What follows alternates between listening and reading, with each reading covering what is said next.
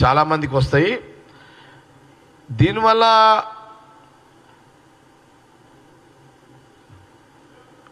వాళ్ళందరూ కూడా డెవలప్ అయిపోతారు. కాబట్టి చాలా సందర్భాల్లో ఎందుకు నేను దీని మీద పదే పదే చెప్పడం జరిగిందంటే, మాకు కాంగ్రెస్ పార్టీ పక్షాన కోరే దాంట్లో మాకున్న రైట్స్ ఏంటంటే, ఉమ్మడి రాష్ట్రంలో ఉన్నప్పుడు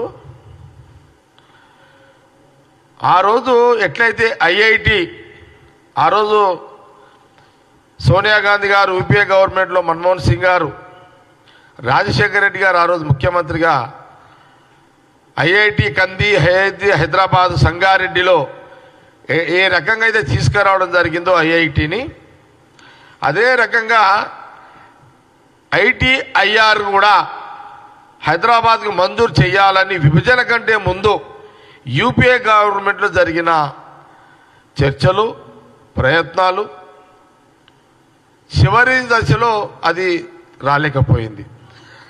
బీజేపీ ప్రభుత్వము కిషన్ రెడ్డి గారిని, బండి సంజయ్ గారిని నేను అడగడం ఏంటంటే, బీజేపీ ప్రభుత్వము వచ్చి దాదాపు 11 సంవత్సరాలు అవుతుంది. ఈ రోజుకు పార్లమెంటు చివరి రోజు.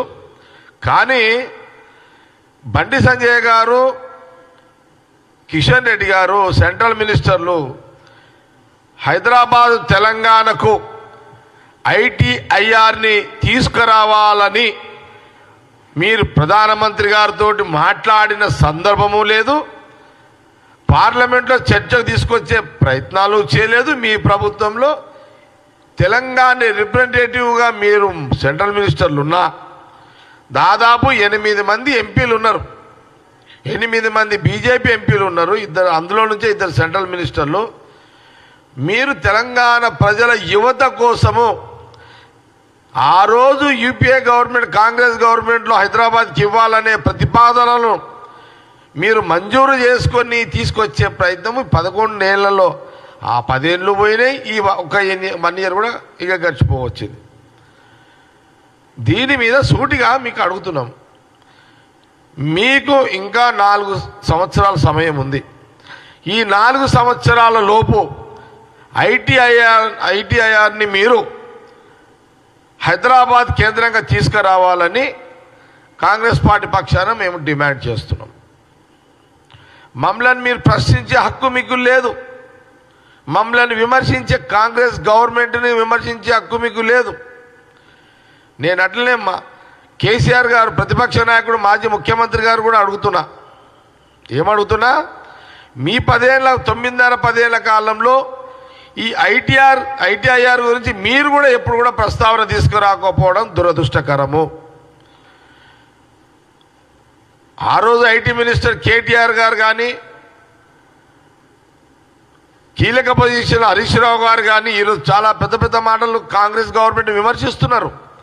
కానీ ఆ రోజు మీరు 9.5-10 ఏళ్ల కాలంలో ఐటీఐఆర్ తీసుకురావాలి హైదరాబాద్ కానీ మీరు కూడా ఏ సందర్భంలో మాట్లాడకపోవడం దురదృష్టకరం.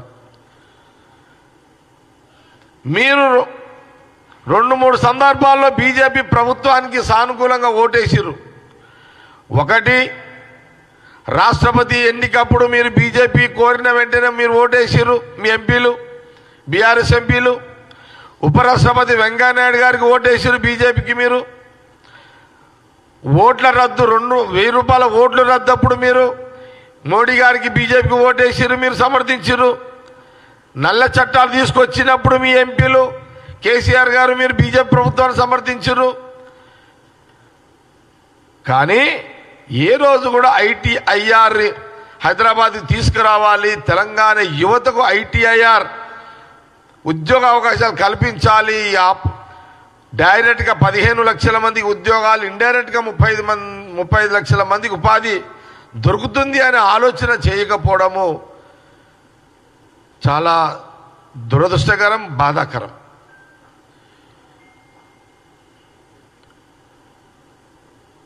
ఎంతసేపు ఇప్పుడు 10 ఏళ్ల తర్వాత ప్రజలు కాంగ్రెస్ గవర్నమెంట్కి అవకాశం ఇచ్చిర్రు. సోనియా గాంధీ, రాహుల్ గాంధీ గారి నాయకత్వంలో, ఖార్గే గారు, ప్రియాంక గాంధీ గారి నాయకత్వంలో తెలంగాణ ప్రజలు అవకాశం ఇచ్చిర్రు, సంవత్సరం అయిపోయింది, మీద 2 నెలలు, 2వ నెల 3వ నెల నడుస్తుంది. మరి ఈరోజు రేవంత్ రెడ్డి ముఖ్యమంత్రిగా, క్యాబినెట్ మినిస్టర్లు, ఈరోజు మా IT industry minister Sridhar Babu గారు కానివ్వండి,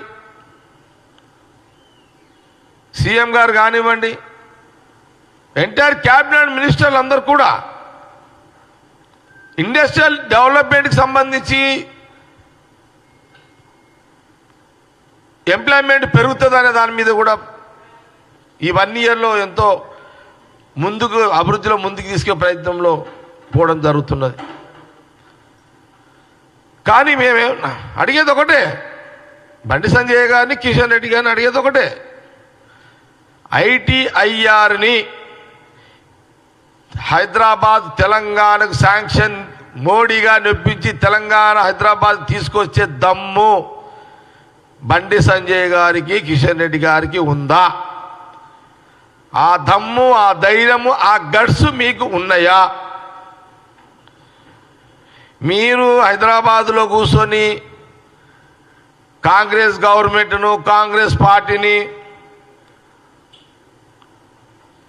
లేదా ముఖ్యమంత్రి రేవంత్ రెడ్డి క్యాబినెట్ని తిట్టుకుంటూ కూర్చున్నాడు కాదు. టైంపాస్ ముచ్చట్లొద్దు, మీరు ఇక్కడ కూర్చొని టైంపాస్ చేయకండి. మీరు కాంగ్రెస్ గవర్నమెంట్ మా పనేదో మేము మా వాళ్ళేదో మా ఆలపనాలు చేస్తున్నారు. మీరు తెలంగాణ ప్రజలకు, మీరు 8 మంది ఎంపీలు తెలంగాణ నుంచి ఉన్నారు, బీజేపీకి గెలిపించారు. మీరెందుకు ఇక్కడికి ఐటీఐఆర్ని తీసుకొచ్చి తెలంగాణకు గిఫ్ట్ ఇవ్వదలుచుకో, ఎందుకు ఇవ్వరు అని ప్రశ్నిస్తున్నది తెలంగాణ సమాజం పక్షాన నేను ప్రశ్నిస్తున్నాను బీజేపీ ప్రభుత్వాన్ని.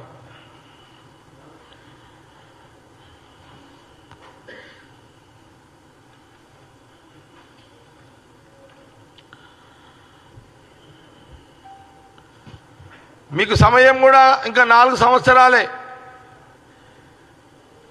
పొద్దున్న లేసా పొద్దు దాకా కాంగ్రెస్ గవర్నమెంట్ మీద ఏ రకమైన విమర్శలు చేయాలనే ప్రయత్నాలే తప్పితే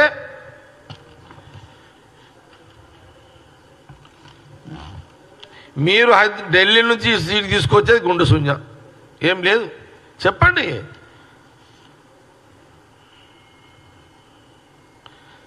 ప్రపంచ స్థాయిలో ఐటీ రంగంలో హైదరాబాద్ తెలంగాణని ఎన్ని రకాలుగా అభివృద్ధి తీసుకెళ్ళా ఆ టైప్లో తీసుకెళ్లడం జరుగుతున్నది.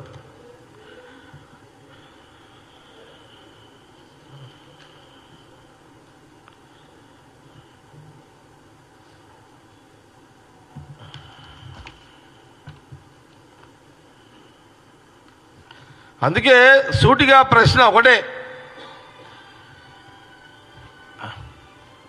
ఐటీఐఆర్ని బండి సంజయ్ గారు ప్రధానమంత్రి గారిని ఒప్పించి మంజూరు తీసుకొచ్చి తెలంగాణ ప్రజలకు హైదరాబాద్కి గిఫ్ట్ ఇచ్చే శక్తి, సామర్థ్యము, ధైర్యము, కెపాసిటీ బండి సంజయ్ గారికి, కిషన్ రెడ్డి గారికి ఉన్నదా? ఉంటే నిరూపించుకోండి. లేదంటే పదే కాంగ్రెస్ పార్టీ జగ్గారెడ్డిగా నేను ప్రశ్నిస్తూనే ఉంటా. ఐటీఆర్ విషయంలో దీని మీద కార్యాచరణ కూడా పెట్టుకుంటా, దీని మీద ఒక కార్యక్రమాలు కూడా పెట్టుకోవడం జరుగుతుంది. ప్రజాస్వామ్య పద్ధతిలోనే మిమ్మల్ని ప్రశ్నిస్తూనే ఉంటాము. కిషన్ రెడ్డి గారిని, బండి సంజయ్ గారిని నిలదీస్తూనే ఉంటాము. మిమ్మల్ని ఐటీఐఆర్ వచ్చేంత వరకు బీజేపీ ప్రభుత్వాన్ని ఎండగడుతూనే ఉంటాము. ఎందుకంటే గత చరిత్ర, మేము చేసిన చరిత్ర, కాంగ్రెస్ గవర్నమెంట్ యూపీఏ కానీ, గత కాంగ్రెస్ గవర్నమెంట్ కానీ, ఇప్పుడున్న సంవత్సరం కూడా, ఇప్పుడున్న తెలంగాణ గవర్నమెంట్ కూడా ఇచ్చిన మాట నిలబెట్టుకునే దాంట్లో ముందు వెళ్తూనే ఉన్నాము.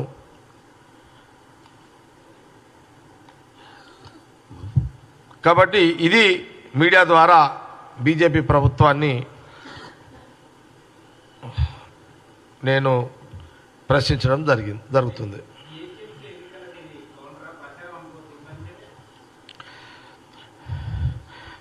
ఇప్పుడు జిహెచ్ఎంసీ ఎన్నికలు వేరు, జిహెచ్ఎంసీ ఎన్నికలు అంటే ఏంది? రోడ్లు, మోరీలు, వాటర్ సప్లై, ఇది జిహెచ్ఎం ఎన్నికల ఓటు బ్యాంక్. కానీ ఐటీఐఆర్ అనేది జీవనోపాధికి సంబంధించిన అంశం, ఎంప్లాయ్మెంట్కి సంబంధించిన అంశం.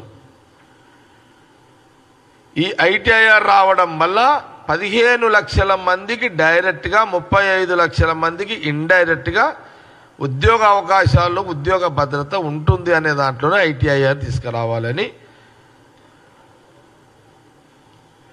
మీడియా ద్వారా బీజేపీ ప్రభుత్వాన్ని అడుగుతున్నాము, జ్ఞాపకం చేపిస్తున్నాము. లేట్ చేస్తున్నారు కాబట్టి ప్రశ్నిస్తున్నాము మీడియా ద్వారా.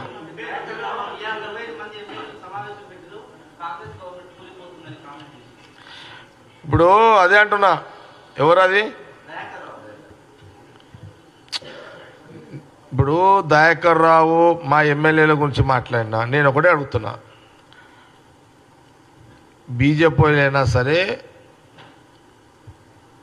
బీఆర్ఎస్ వాళ్ళు అయినా సరే, మాజీ మంత్రులు కానివ్వండి, ప్రజెంట్ ఎవరైతే ఉన్నారో ఎవరైనా కానీ ఏం అడిగినా కాంగ్రెస్ పార్టీ శాసనసభ్యుల గురించి, కాంగ్రెస్ గవర్నమెంట్ మాట్లాడే కంటే ముందు బీజేపీ ప్రభుత్వాన్ని ఏం ప్రశ్నిస్తుందంటే, మీరు కేంద్రంలో మీరు అధికారంలో ఉన్నారు, మా ఇంటి వ్యవహారం మేము చూసుకుంటాము,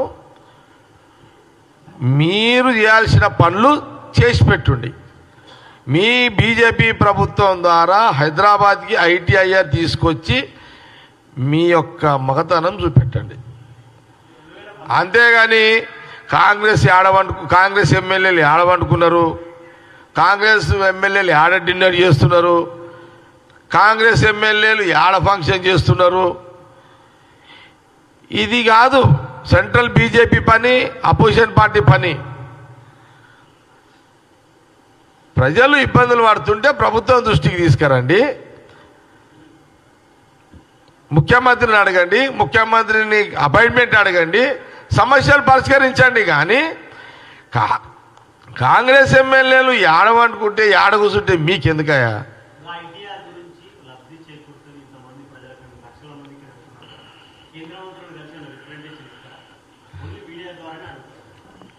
ఖచ్చితంగా కొన్ని సందర్భాల్లో బండి సంజయ్ గారిని, కిషన్ రెడ్డి గారిని కలవాలనుకున్నా, 3 సార్లు మీడియా నుంచే మాట్లాడినా, ఈసారి ఖచ్చితంగా కలుస్తా. ఐటీఐఆర్ వచ్చేంత వరకు నేను పోరాడుతున్న ఒక్కటే మీరు జ్ఞాపకం పెట్టుకోండి. ఈరోజు కాంగ్రెస్ పార్టీ నాయకునిగా, జగ్గారెడ్డిగా ఒక్క విషయం మీకు చాలా స్పష్టంగా చెప్తున్నాను. జగ్గారెడ్డి కాంగ్రెస్ పార్టీ నాయకుడు అని అంటే ఎప్పుడు కూడా ప్రజలతో, ఎప్పుడైనా సార్ పబ్లిక్, నేను ఎప్పుడు లైవ్లోనే ఉంటా, పబ్లిక్ కోసం లైవ్లోనే ఉంటా. ఎప్పుడు విన్నారా? పబ్లిక్ కోసం నేను ఎప్పుడు లైవ్లోనే ఉంటా. పాలిటిక్స్ అంటేనే పాలిటిక్స్ లైవే నాది ఎప్పుడు. పాలిటిక్స్ అంటే పబ్లిక్ అంటే పాలిటిక్సే. ప్రజల కోసం ఎప్పుడు ఈ రాజకీయంగా ఎప్పుడు నేను లైవ్లోనే ఉంటా.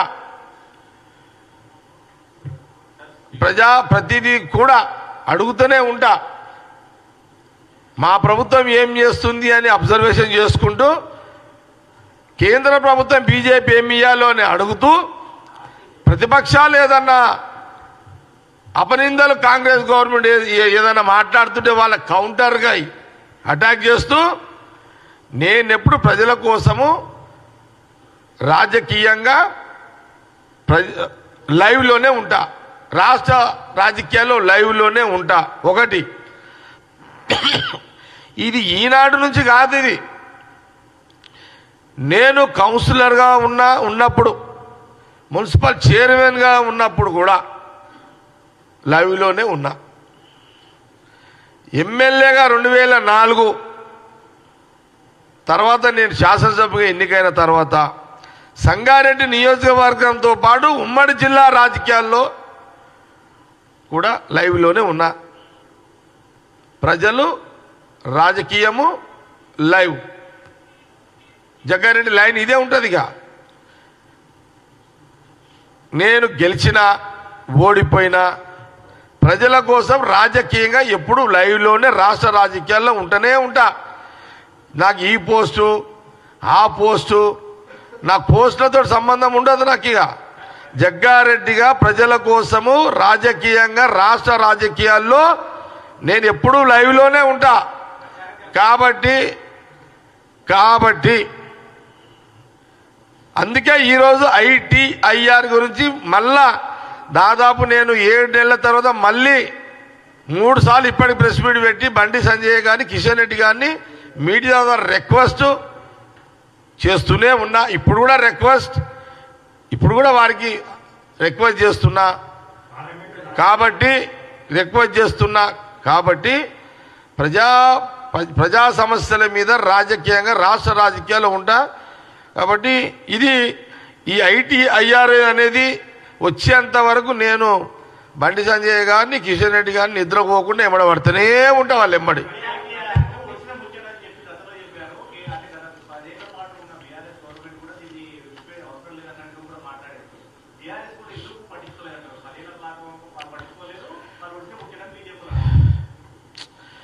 ఇప్పుడు ఆ రోజు BRS ITIR అవసరం లేదని అన్నదా?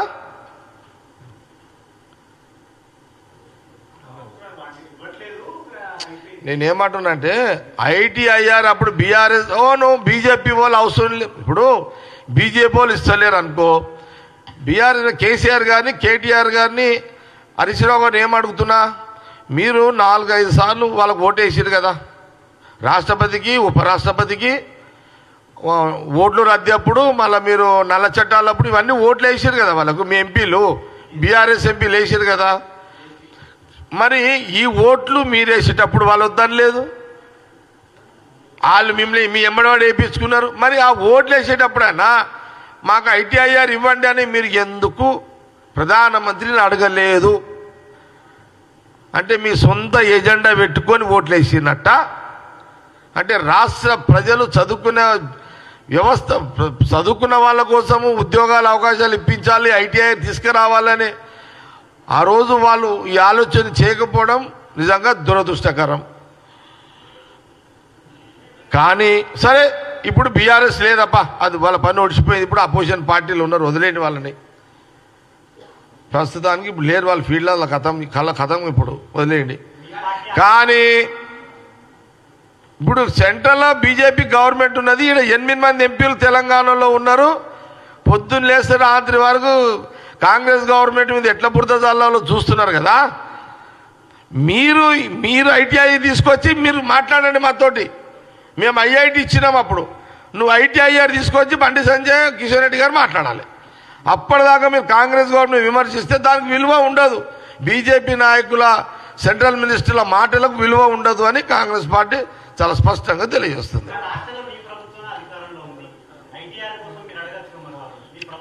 నేను అడుగుతున్నా కదా, ఇంకేం కావాలి నీకు? నేను అడుగుతున్నా కదా,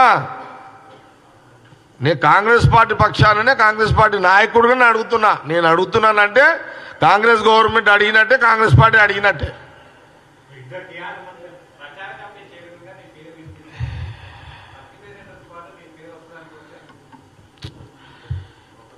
ఇప్పుడు ఏ కమిటీ అవుతుందా ఏ కమిటీ అవుతలేదా నాకు తెలియదు. నా అంతటా నేను ఏ కమిటీలో కావాలని నేను అడగను. జగ్గారెడ్డికి అవసరం, పలానా దగ్గర అవసరం అనుకుంటే అధిష్టానమే డిసైడ్ చేసుకుంటుంది. జగ్గారెడ్డి అవసరం ఉన్న రోజు అధిష్టానం, ఢిల్లీ అధిష్టానమే పిలిపించి పని అప్పచెప్తుంది. నాకు ఏ పోస్టులున్నా లేకపోయినా, ఏ బాధ్యతలున్నా లేకపోయినా, నేను గెలిచినా ఓడినా గెలిచినా ప్రజల కోసము రాజకీయంగా రాష్ట్ర రాజకీయాలు ఎప్పుడూ లైవ్లోనే ఉంటా. ఇక దానికి జగ్గారెడ్డి పక్కకు తోకలు తొండలు లేకుండా ఉంటా. తోక వస్తే పెట్టుకుంటా, రాకపోయినా టెన్షన్ పడేది లేదు. దాని మీద ఇప్పుడు ఆలోచన చేయ. నేను అన్నాను అట్లా. అధిష్టానం AICC రాహుల్ గాంధీ గారు, ఖార్గే గారు వాళ్ళ వల్ల జగ్గారెడ్డిని ఎక్కడన్నా బాధ్యతలు అప్పచెప్పి పని తీసుకుంటే బాగుంటుంది అని అనుకుంటే ఇప్పుడు పెడతారు. ఇప్పుడు ఎమర్జెన్సీ లేదులే, టైం వచ్చినప్పుడు పెడదామన్నప్పుడు టైం వచ్చినప్పుడు పెడతారు. జగ్గారెడ్డి గురించి ఢిల్లీకి అధిష్టానానికి, రాహుల్ గాంధీ గారికి, ఏఐసిసికి తెలుసు. ఈ రాష్ట్రంలో మా పార్టీ నాయకులకు కూడా తెలుసు. కాబట్టి పోస్టు బాధ్యతలు దీని మీద మనం అడిగి తీసుకునేది కాదు. వాళ్ళు ఇస్తే పని చేసే సిస్టమ్ ఉంటుంది. జగ్గారెడ్డి బాధ్యతలు అప్పచెప్తే పని చేస్తాడు. అడిగి తీసుకునే సాంప్రదాయం నా దగ్గర లేదు. కాబట్టి ఈరోజు ఐటీఐఆర్ అనేది మనకు ప్రధానమైన ఎజెండా. బీజేపీ రోజు మాటలు నడుపుతున్నారు, కోతలు ఎక్కువ పని తక్కువ వాళ్ళది. విన్నారా? బండి సంజయ్ గారిది, కిషన్ రెడ్డి గారి కోతలు ఎక్కువ పని తక్కువ. అదే అంటున్నా, కోతలు కూసుడు తప్పితే వాళ్ళు ఆడికి తెచ్చింది లేదు, వాళ్ళ రూపాయి తెలంగాణ ప్రజలకు ఇచ్చింది లేదు. ఇప్పుడు ఉన్నదానికి ఇప్పుడు ఆ తర్వాత ఇప్పుడు నువ్వు ఇక నేనేమంటున్నట్టే, నువ్వు అడిగిన ప్రశ్న కరెక్టే. వాళ్ళు అంటున్నారు ఇద్దరు అని, ఇద్దరు కోతలు కోసుడికే పనికి వస్తారు అంటున్నా. కోతల రాయిలే ఇద్దరు. విన్నారా? బండి సంజయ్ గారు, కిషన్ రెడ్డి గారు వాళ్ళు కోతల రాయిలే. వాళ్ళు ఐటీఐఆర్ తీసుకొచ్చినాక మాట్లాడితే అప్పుడు నేను ఎలాంటి జవాబు ఇవ్వగలుగుతున్నా అది చూడండి. కానీ మా వాళ్ళు ఎమ్మెల్యేలు ఏడవన్నారు, ఏడలేసారు, ఏడగోక్కారు, ఈడగీకుతారు. మీకెందుక ఇదంతా? మా వాళ్ళు ఇష్టం ఉన్నాడు పోతారు, చేస్తారు, వాళ్ళ ఇష్టం అది. మీకెందుకు టెన్షన్ ఇదంతా?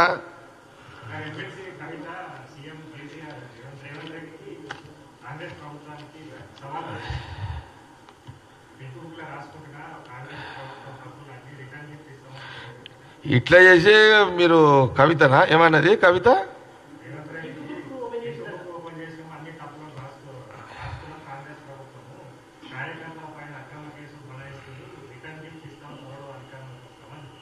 ఇంకా 4 ఏళ్ళు ఉంది కదా. ఇప్పుడు మీరు ఎన్నికలకు 4 సంవత్సరాలు ఉంది. నా 4 years ఉంది, 4 ఏళ్ళు ఉంది. ఈ 4 ఏళ్ళలో మీరు ఇట్లా మాట్లాడి మళ్ళీ ఆయన రేవంత్ రెడ్డి కోపం వస్తుంది, మళ్ళీ ఆయన మీ మీద పడతారు. మళ్ళీ ఎందుకు ఎందుకు అవసరమా మీకు ఇదంతా? నేనైతే అంటున్నా, నా పర్సనల్గా అంటున్నా. సీఎంది ఏం ఆలోచన ఉందో, కవితది ఏం ఆలోచన ఉందో, కేసీఆర్ది ఏం ఆలోచన ఉందో మనకు తెలియదు. కానీ ఏం స్ట్రాటజీ మనకేం తెలుస్తుంది? గవర్నమెంట్ పాలసీ, అపోజిషన్ పాలసీ వాళ్ళది ఏం తెలుస్తుంది మనకు? కానీ కవితకి ఏం అవసరమా? ఇప్పుడు ఎందుకు? అవును, కాంగ్రెస్ గవర్నమెంట్, సీఎం ఏం రాస్తావు నువ్వు? ఆయన ఎందుకు అట్లా రెచ్చగొడుతున్నావు? మళ్ళీ అట్లా చేసి ఆడ మోడీని గీకిరు, ఆడపోతే వాళ్ళు లోపలేసారు. మళ్ళీ ఈయన గీకుడు గోకుడు మీకు అవసరమా ఇదంతా? మళ్ళీ ఏమంటే పోలీసులు పంపిస్తాం, మళ్ళీ మీరే మొత్తుకుంటారు. అనుడెందుకు? మనం ఎందుకంటే నేను ఏమంటున్నానంటే, నువ్వు రాస్తుడు మళ్ళీ ఆయన రాస్తుడు, మళ్ళీ నువ్వు రాస్తుడు మళ్ళీ ఆయన రాస్తుడు. ఈ రాసుకొని ఎందుకు ఇదంతా? మీకు గవర్నమెంట్ ఇచ్చింది, సీఎంగా ఆయన పని అని చేసుకుంటాడు. అపోజిషన్గా ఏమన్నా లోటుపాట్లు ఉంటే నువ్వు మాట్లాడు. పుస్తకాలు ఓపెన్ చేసిన, పుస్తకాలలో రాస్తున్నా, మళ్ళీ మాది ఫ్యూచర్లో వస్తుంది. ఇవన్నీ నేనేమంటున్నా అంటే, అనవసరంగా రెచ్చగొట్టి సీఎం రేవంత్ రెడ్డిని రెచ్చగొట్టి ఇప్పుడు మీరు మాట్లాడతారు. ఇప్పుడు ఆయన కూడా సీఎం రేవంత్ రెడ్డి కోపం వచ్చి ఆయన ఏమన్నా ఇదైంది అనుకో, మళ్ళీ మీరే అంటారు. మీరు మళ్ళీ పోలీసులు పంపించాడు మీరే అంటారు, అది మీరే అంటారు, ఇది మీరు. ఎందుకు ఇవన్నీ? కవిత ప్రశాంతంగా నీ పని నువ్వు చేసుకోరాదు. పాపం మొన్ననే ఆడపిల్లవు, 4 నెలలు ఇబ్బంది పడ్డావు, 4 months ఇబ్బంది పడ్డావు కదా. మాకు కూడా బాధ అనిపించింది. అరే పాపం ఆమెను అనవసరంగా వేసిరు ఈ కొడుకులు బీజేపీ వాళ్ళని. కానీ ఎందుకు ఇదంతా? సీఎం పని సీఎం చేసుకుంటుండే, అసలుకే పైసలు లేవు ఈడ. మీ నాయన మొత్తం దుకాణం అంతా ఖాళీ చేసిపోయింది ఈడ. మీ నాయన దుకాణం ఖాళీ చేసిపోయిండేమా ఈడంతా. కవిత ఆడేమో ట్రెజరీలు ఏమున్నాయి, బొక్కలు కూడా లేవాడ. ఇప్పుడు సీఎం రేవంత్ రెడ్డికి ఆ బట్టి విక్రమార్కకు వాళ్ళంతా నెత్తి వాళ్ళ కొట్టుకుంటున్నారు వాళ్ళు. మీరే అన్నీ తప్పులు చేసి అనవసరంగా మళ్ళా కాంగ్రెస్ గవర్నమెంట్ మీద రాస్తున్నాము. రెడ్ బుక్ పెట్టినాము, ఆ బుక్ పెట్టినాము. ఏ బుక్కులు పెడితే ఏంది? ఆ పింక్ పెట్టినావు, ఏది పెట్టినావు?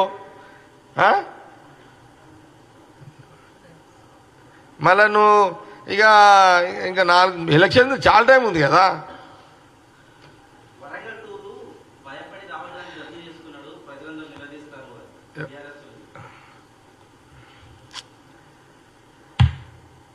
అసలు రాహుల్ గాంధీ గురించి ఏం మాట్లాడతారా మీరు? రాహుల్ గాంధీ గారు భారత్ జోడో యాత్ర కన్యాకుమారి నుంచి కాశ్మీర్ దాకా దాదాపు 4000 కిలోమీటర్లు తిరిగిండే. 4000 తిరిగిండు. 4000 తిరిగిండు. కేసీఆర్ 10 కిలోమీటర్లు తిరుగుమాను. ఇదంతా ఎందుకు? ఇదంతా 10 కిలోమీటర్లు తిరుగుమాను. రాహుల్ గాంధీ గురించి మీకేం సంబంధము?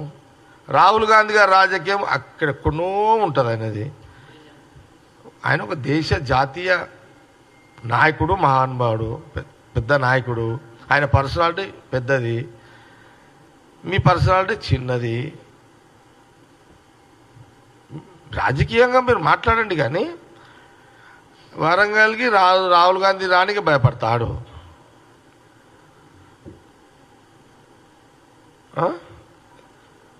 తోడేళ్ళకి భయపడే పార్టీ ఇదేమన్నా కాంగ్రెస్ పార్టీ.